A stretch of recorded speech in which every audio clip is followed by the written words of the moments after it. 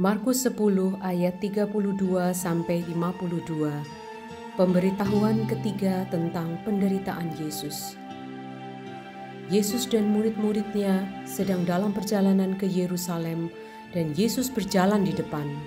Murid-murid merasa cemas dan juga orang-orang yang mengikuti dia dari belakang merasa takut.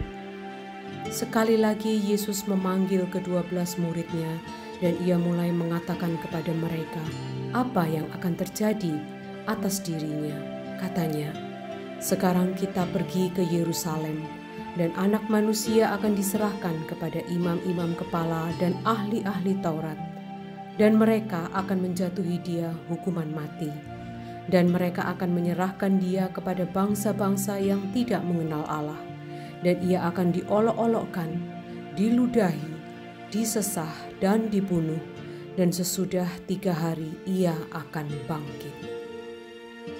Permintaan Yakobus dan Yohanes, bukan memerintah melainkan melayani. Lalu Yakobus dan Yohanes, anak-anak Zebedeus, mendekati Yesus dan berkata kepadanya, "Guru, kami harap supaya engkau kiranya mengabulkan suatu permintaan kami." Jawabnya kepada mereka, "Apa yang kamu kehendaki aku perbuat bagimu?" Lalu kata mereka, "Perkenankanlah kami duduk dalam kemuliaan-Mu kelak, yang seorang lagi di sebelah kananmu dan yang seorang di sebelah kirimu." Tetapi kata Yesus kepada mereka, "Kamu tidak tahu apa yang kamu minta. Dapatkah kamu meminum cawan yang harus kuminum dan dibaptis dengan baptisan yang harus kuterima?" Jawab mereka, "Kami dapat." Yesus berkata kepada mereka, "Memang kamu akan meminum cawan yang harus kuminum dan akan dibaptis dengan baptisan yang harus kuterima. Tetapi hal duduk di sebelah kananku atau di sebelah kiriku, aku tidak berhak memberikannya. Itu akan diberikan kepada orang-orang bagi siapa itu telah disediakan." Mendengar itu, ke-10 murid yang lain menjadi marah kepada Yakobus dan Yohanes.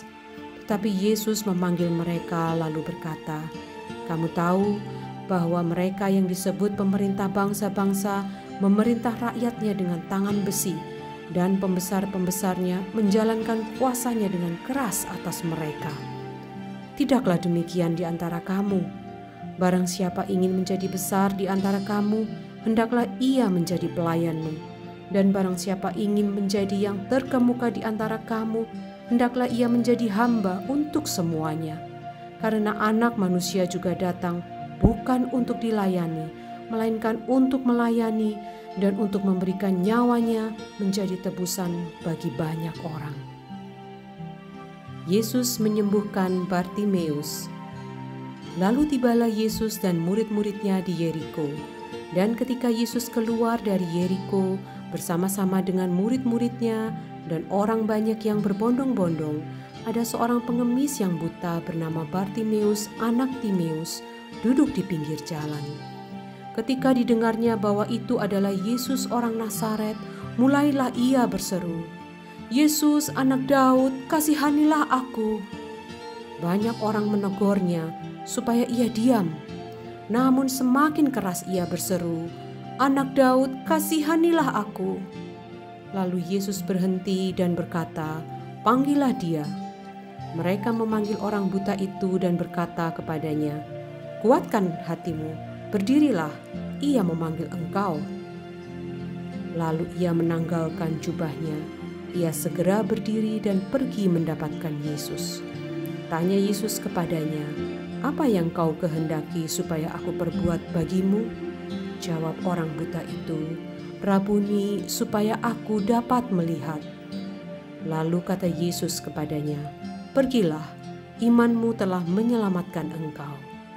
Pada saat itu juga melihatlah ia, lalu ia mengikuti Yesus dalam perjalanannya.